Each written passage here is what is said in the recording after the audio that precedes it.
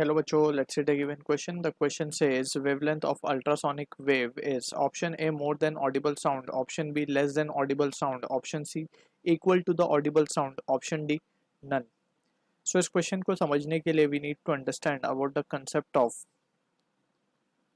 characteristic of wave. So characteristic of wave में we have studied the relation between wavelength, frequency and speed of sound या फिर speed of wave basically. तो basically हमने पढ़ा था speed जो होता है, स्पीड को हम क्या लिखते हैं? Speed is nothing but it is the ratio of distance upon time. ठीक है. अगर हम बात करें एक वेव की, सो एक कंप्लीट वेव इस तरीके से अगर हम एक ट्रांसवर्स वेव कंसिडर करें, सो दिस इज एक कंप्लीट टाइम में, टी टाइम में एक कंप्लीट वेव इस तरीके से बनती है and the distance it covered is lambda, that is the wavelength. तो डिस्टेंस को हम लिखते हैं वेवलेंथ, दैट इज डिनोट करते हैं लैम्डा से upon the time and this is the speed v.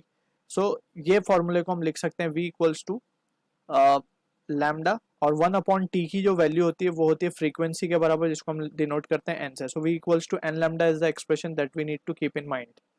अब यही रिजल्ट को we will be using for the case. अब हमारे को बोला गया wavelength of ultrasonic wave is.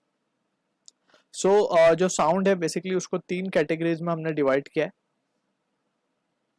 एक इंफ्रा साउंड होता है या फिर इंफ्रासोनिक साउंड, एक आती है हमारी ऑडिबल रेंज एंड एक आती है हमारी अल्ट्रासाउंड या फिर अल्ट्रासोनिक साउंड या फिर अल्ट्रासोनिक वेव बोल सकते हैं इसको. तो ये 3 जो साउंड्स है बेसिकली, इसमें हम देख सकते हैं जो फ्रीक्वेंसी अगर लेस देन 20 हर्ट्ज है, frequency of sound is less than 20 hertz, तो उसको हम इंफ्रासोनिक कैटेगरी में रखते हैं.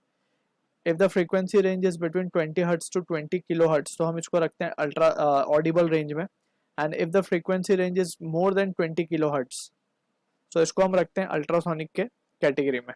ठीक है. अब यहाँ पे हमसे क्वेश्चन में पूछा गया wavelength of ultrasonic wave is.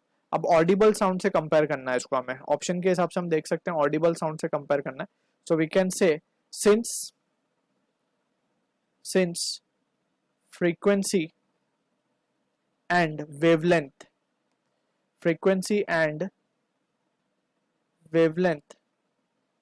are inversely proportional, यानी कि एक के बढ़ाने से दूसरा कम हो जाता है, तो उसे हम कहते हैं इनवर्स रिलेशन.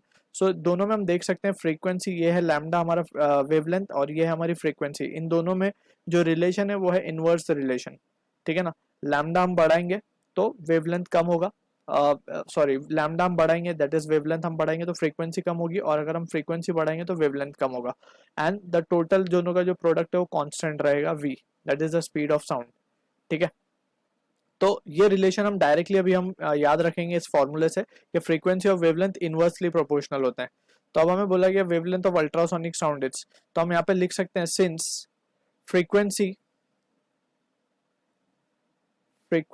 ऑफ जो अल्ट्रासोनिक साउंड है, फ्रीक्वेंसी ऑफ, यहाँ पे हम ब्रैकेट में डाल देते हैं, फ्रीक्वेंसी ऑफ अल्ट्रासोनिक साउंड जो है वो ग्रेटर है, देख सकते हैं हम रेंज से ही, ग्रेटर है फ्रीक्वेंसी ऑफ ऑडिबल रेंज के.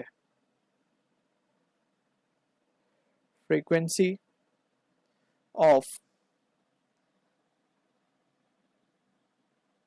Audible range. सो इसका क्या मतलब हुआ? इसका मतलब स्ट्रेट अवे ये हुआ कि जो वेवलेंथ है, wavelength of ultrasonic sound will be less than wavelength of audible range. ठीक है. तो from this we can say clearly कि जो ऑप्शन मैच होगा wavelength of ultrasonic sound is less than the audible sound. So option B will be the correct answer for this. So I hope you understood the solution. All the best.